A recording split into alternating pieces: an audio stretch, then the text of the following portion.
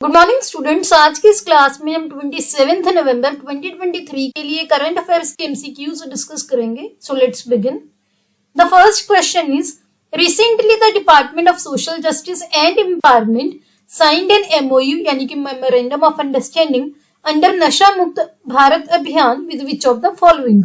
जो नशा मुक्त भारत अभियान है उसके under department of social justice and empowerment ने नीचे लिखे हुए ऑप्शंस में से किसके साथ मेमोरेंडम ऑफ अंडरस्टैंडिंग साइन किया है। ऑप्शन ए है शिरोमणि गुरुद्वारा प्रबंधक कमेटी यानी कि SGPC, ऑप्शन बी है इस्कॉन, ऑप्शन सी है United Nations and option D है रिजर्व बैंक ऑफ इंडिया। यहाँ पर आप देख सकते हैं नशा मुक्त भारत अभियान के अंडर जैसे पहले जो एक MOU साइन हुआ था आर्ट ऑफ लिविंग के साथ, वैसे ही अब क्या है इस्कॉन के साथ जो है department of social justice and empowerment का एक MOU साइन हुआ है जिसका एम क्या है कि ड्रग्स की यूसेज को कंट्रोल करना, स्पेशली जो यंग लोग हैं, जो यूथ है। और ये जो कैंपेन है इनका हमारे प्रधानमंत्री नरेंद्र मोदी जी का सब्सटेंस फ्री इंडिया नशा मुक्त भारत का उसके साथ अलाइन करता है। नशा मुक्त भारत अभियान जो है 15 अगस्त 2020 को लॉन्च किया गया था ministry of social justice and empowerment के द्वारा। तो ये जो मिशन है, अभियान है, किस मिनिस्ट्री के अंडर आता है ये भी आपको ध्यान रखना है। किसके साथ अभी MOU साइन हुआ है ये भी ध्यान रखना है। और साथ ही साथ क्या है, ऐसे जो एग्जाम्पल्स है आप अपने क्वेश्चंस में कोट भी कर सकते हैं, तो ये आपको ध्यान में रखना है। इसका आंसर है option B, that is ISKCON. Next question is, ASEAN India Millet Festival 2023 has been organized in। ASEAN India Millet Festival 2023 जो है कहां पर ऑर्गेनाइज हुआ है। ऑप्शन ए है इंडिया, ऑप्शन बी है थाईलैंड, ऑप्शन सी है इंडोनेशिया एंड ऑप्शन डी है सिंगापुर। यहाँ पर आप देख सकते हैं इंडियन मिशन टू ASEAN, इन्होंने ministry of agriculture and farmers welfare India की जो मिनिस्ट्री है उनके साथ मिलकर ASEAN India millet festival 2023 organise कर रहे हैं। कहां पर? इंडोनेशिया में। तो ये चीज स्पेशली ध्यान रखनी है। बहुत सारे स्टूडेंट्स यहाँ पर कंफ्यूज हो जाते हैं क्योंकि जो ये फेस्टिवल के नाम में ही ASEAN इंडिया लिखा हुआ है, तो कई स्टूडेंट्स इसमें कंफ्यूज हो सकते हैं और इंडिया मार्क कर सकते हैं, लेकिन ये इंडोनेशिया में है। ASEAN इंडिया मिलेट फेस्टिवल जो है इंडोनेशिया की जो राजधानी है जकार्ता, वहां पर हो रहा है नवंबर 22 से लेकर नवंबर 26 तक। और ये इंटरनेशनल ईयर ऑफ मिलेट्स का पार्ट है जो कि 2023 को डिजिग्नेट किया गया है। हम काफी बार इसके बारे में बात कर भी चुके हैं। तो ASEAN के भी मेंबर नेशंस हम काफी बार डिस्कस कर चुके हैं। तो ASEAN के मेंबर स्टेट्स कौन कौन से हैं? Brunei, Cambodia, Indonesia, Laos, Malaysia, Myanmar, Philippines, Singapore, Thailand and Vietnam. India इसका पार्ट नहीं है, ये आपको ध्यान रखना है। और आपके लिए दो क्वेश्चंस हैं। एक तो ये कि ASEAN की क्या फुल फॉर्म है और इसके हेडक्वार्टर्स कहां पर है या सेक्रेटेरिएट कहां पर है। दूसरा, रिसेंटली ASEAन ने 11th मेंबर स्टेट एक अप्रूव किया था, वो कौन सा था वो आपको कमेंट्स में बताना है। तो यहाँ पर आप इनके मैप में भी देख सकते हो बेटर रिमेम्बरिंग के लिए। तो यहाँ पर देख सकते हो Myanmar, Thailand, Cambodia, Singapore, Indonesia, Malaysia, Vietnam, Laos, Philippines और ब्रुनई दारुसलाम। तो ये क्या है? ASEAN के मेंबर्स हैं। इसका आंसर है option C, that is Indonesia. Next question is, the cyclone Michaung is proposed to hit which region. जो चक्रवात है मिचोंग नाम का, ये प्रपोज किया जा रहा है कि ये कौन से रीजन को हिट करेगा। ऑप्शन ए है South China Sea, option B है अरेबियन सी, ऑप्शन सी है Bay of Bengal and option D है रेड सी। तो यहाँ पर आप देख सकते हैं साइक्लोन मिचोंग जो है ये बे ऑफ बंगाल को हिट करेगा और ये इस साल 2023 का चौथा स्टॉर्म होगा जो कि यहाँ पर हिट करेगा। बे ऑफ बंगाल काफी हाई अलर्ट पे है इसकी वजह से। अगर ये साइक्लोन बनता है तो ये बे ऑफ बंगाल में जो है 4th साइक्लोन होगा इस ईयर में। और इंडिया के जो वाटर्स हैं Arabian Sea, Bay of Bengal, वहां पर इन टोटल इस साल का 6 होगा। तो ये जो नाम है मिचोंग, ये किसने सजेस्ट किया है? म्यांमार ने।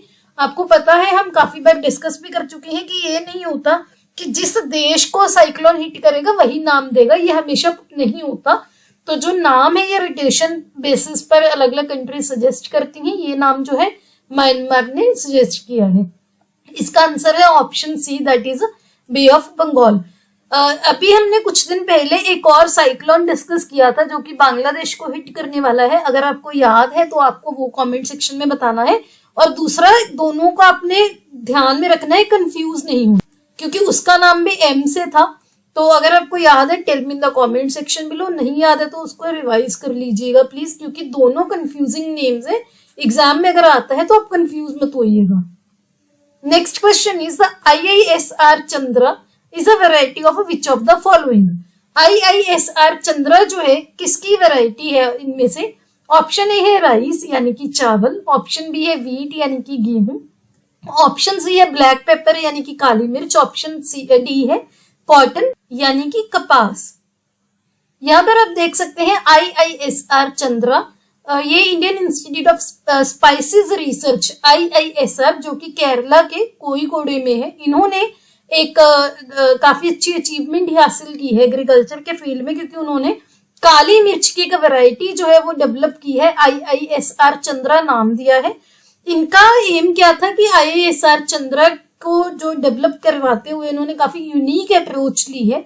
इन्होंने दो अलग अलग जो काफी डिस्टिंक्ट काली मिर्च की जो वेराइटीज हैं, जिनका नाम है चोलामुंडी और थोमनकोडी, इनको क्रॉस कराया है, इनको ब्रीड करवाया है इन दोनों वेराइटीज को। तो यहाँ पे पिक्चर देख सकते हो, काली मिर्च जब पेड़ पर होती है ऐसी दिखती है।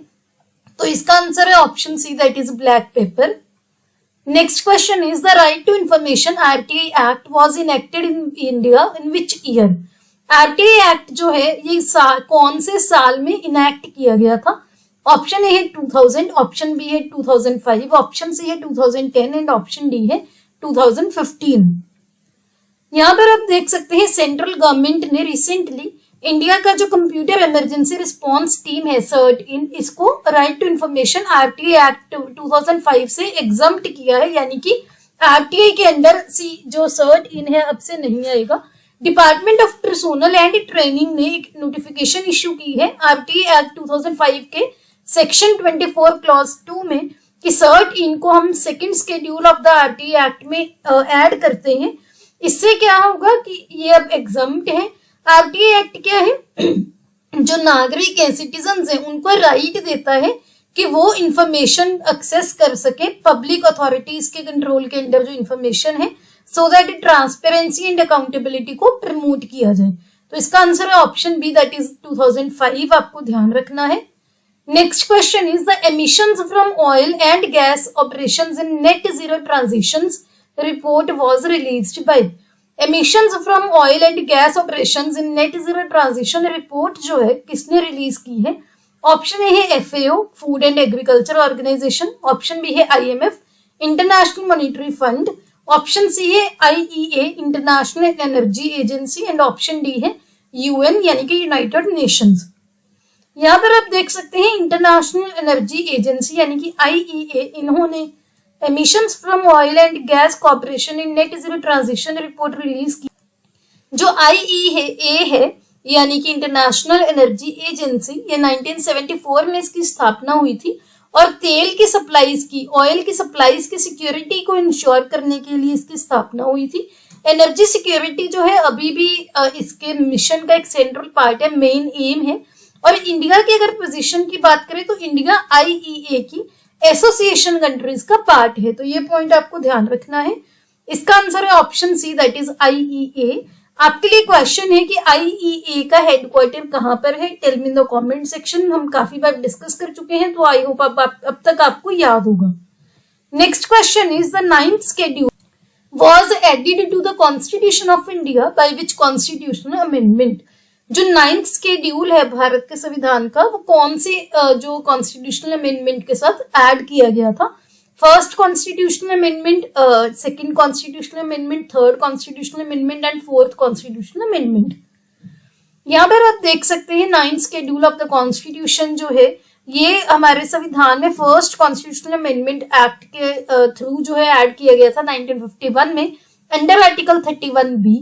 रिसेंटली न्यूज में था, क्यों? क्योंकि जो बिहार की सरकार है इन्होंने रिसेंटली एक बिल पास किया था कि उन्होंने अपनी स्टेट में जो कोटा है, जो रिजर्वेशन है, आरक्षण है, कास्ट बेस्ड जो कोटा है 50% से 65% कर दिया था। तो बिहार की गवर्नमेंट ने सेंटर को बोला है कि आप इस अमेंडेड लॉ को 9th शेड्यूल में डाल दीजिए। अब इसका क्या बेनिफिट होता है, जो भी एक्ट है या जो भी प्रोविजंस 9th शेड्यूल में होती हैं वो कोर्ट में चैलेंज नहीं हो सकती for violation of fundamental rights. तो ये इसका जो पर्पज है। लेकिन सुप्रीम कोर्ट ऑफ इंडिया ने IR Coelho versus state of Tamil Nadu case में बोला था कि कोई भी लॉ अगर 9th शेड्यूल में 24 अप्रैल 1973 के बाद में ऐड होगा और अगर वो फंडामेंटल राइट्स को वायलेट करता होगा तो वो चैलेंज हो सकता है कोर्ट में कि वो हमारे कॉन्स्टिट्यूशन के बेसिक स्ट्रक्चर को वायलेट करता है, उसको उसके लिए हार्मफुल है। तो ये आर्टिकल 21 में आउटलाइंड भी है, आर्टिकल 14 और आर्टिकल 19 के साथ में। तो ये चीज आपको ध्यान रखनी है। इसका आंसर है option A, that is first constitutional amendment act. Next question is which country recently reported the outbreak of H9N2। इनमें से कौन से देश ने रिसेंटली रिपोर्ट किया है कि उनके देश में H9N2 का जो है आउटब्रेक हुआ है, यानी कि ये बीमारी फैली है। ऑप्शन ए है चाइना, ऑप्शन बी है USA, ऑप्शन सी है थाईलैंड एंड ऑप्शन डी है फिलीपींस। यहाँ पर आप देख सकते हैं एवियन इन्फ्लुएंजा H9N2 वायरस जो है ये इन्फ्लुएंजा ए वायरस की सब टाइप है जो कि ह्यूमन इन्फ्लुएंजा और बर्ड फ्लू दोनों जिसकी वजह से होते हैं। H9N2 वायरस जो है ये पूरी दुनिया में जो जंगली पक्षी हैं उनमें भी पाए जाते हैं और बहुत सारे एरियाज में जो पोल्ट्री है वहां पर ये एंडेमिक भी है। ट्रांसमिशन जो है कि कैसे ये फैलती है इन्फेक्शन, वो क्या है, इन्फेक्टेड पोल्ट्री से भी आगे फैल सकती है और कंटेमिनेटेड एनवायरनमेंट के एक्सपोजर से भी फैल सकती है।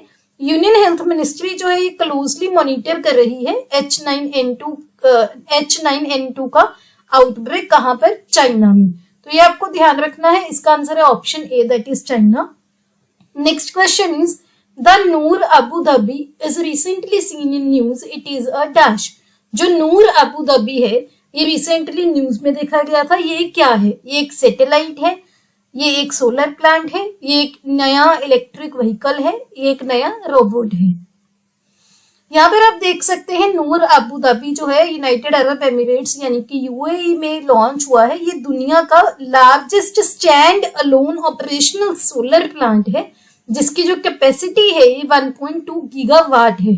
काफी इंपॉर्टेंट है, एग्जांपल्स आप कोड कर सकते हो अपने आंसर्स में। तो इसका आंसर है option B, that is solar plant. और काफी एक बोल सकते हो कि जो नाम है, नाम से आप गेस, अगर आपको नहीं पता तो आपको गेस करना मुश्किल हो जाती है ऐसी चीजें, तो आपको ध्यान रखना है। Next question is who was the first female जज to be appointed to the Supreme Court of India. हमारी जो ऑनरेबल सुप्रीम कोर्ट है वहां पर पहली महिला जज कौन थी जो सुप्रीम कोर्ट में अपॉइंट हुई थी। ऑप्शन ए है अमृत कौर, ऑप्शन बी है M फातिमा बीवी, ऑप्शन सी है Sucheta Kripalani and option D है कॉर्नेलिया सुरजी। यहाँ पर आप देख सकते हैं इंडिया की फर्स्ट वुमेन सुप्रीम कोर्ट जज जस्टिस M फातिमा बीवी जो कि पहली फीमेल जज थी सुप्रीम कोर्ट ऑफ इंडिया में। शी पास्ट अवे रिसेंटली, उनका देहांत हो गया है। उन्होंने हिस्ट्री क्रिएट की थी 1989 में, पहली वुमेन जुडिशरी जो कि अपॉइंट हुई थी सुप्रीम कोर्ट में, और वो पहली मुस्लिम महिला भी थी जो कि हमारे देश में हायर जुडिशरी में अपॉइंट हुई थी। तो इसका आंसर है option B, that is M Fatima Beevi. आपको ध्यान रखना है। यहाँ पर आप देख सकते हैं हमारे यूजर नेम सोशल मीडिया के, आप हमें यहाँ पर फॉलो कर सकते हैं। इनके लिंक आपको डिस्क्रिप्शन में मिल जाएंगे। अगर आपको ये वीडियो अच्छी लगी हो please hit the like button, अपने दोस्तों के साथ वीडियो को शेयर कीजिए। Don't forget to subscribe to my channel. See you tomorrow at 8 o'clock। Have a nice day.